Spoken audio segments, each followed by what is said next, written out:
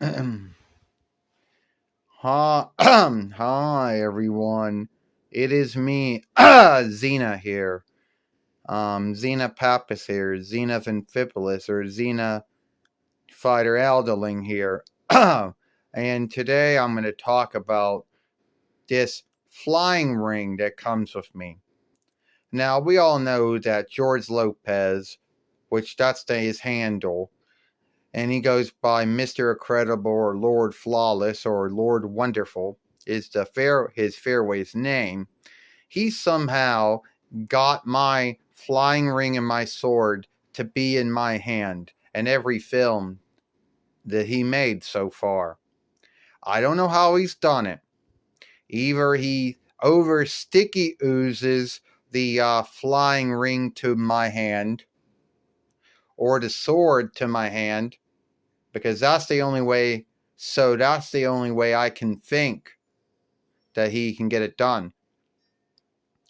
Now, you have, for many of you folks who have watched my films over the years, know how much of a fight it was to get the sword in my hand. And that sword didn't really belong to me. That belonged to the Callisto doll. And you saw how hard it was for me to fight to get that sword in my hand.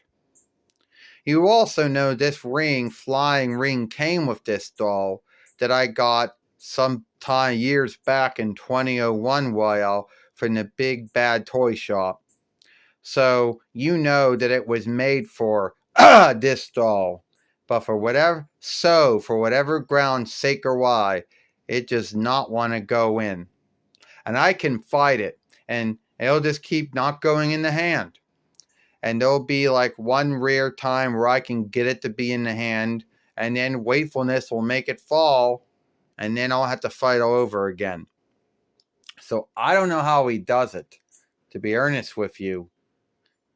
My guess is he either over sticky oozes it into on the hand so it's never going to come out, or he uses some kind of film. But from watching his films that I have watched, I don't think he's working any kind of film. I think he puts over sticky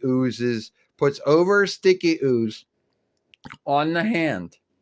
Then I think he puts the flying ring on it. Then I think he holds it until it dries. I believe that's how he gets it to keep in my hand, on at least in his films.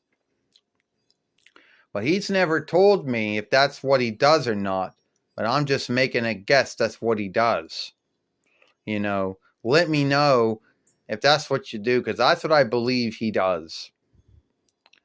Now, I know some folks out there might wonder and think, well, Xena, need be the flying ring was never meant for this doll.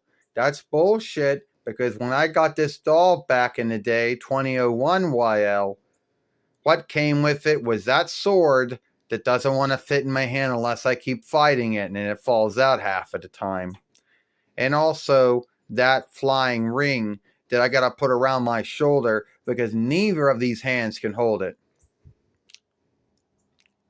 So you might be under the belief that it was never meant to work with this doll, that it was just there for show. And you might think, well, isn't there a hole or something, to put it in? Yeah, there seems to be holes in my hands, but if that's for the sword or the flying ring, I don't know.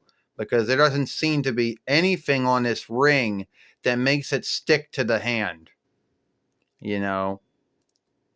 So, I don't know. My only guess is that, well, no, I take it back. He most likely skims the film too, and cuts out all the times that it fell out of of my hands or whatever.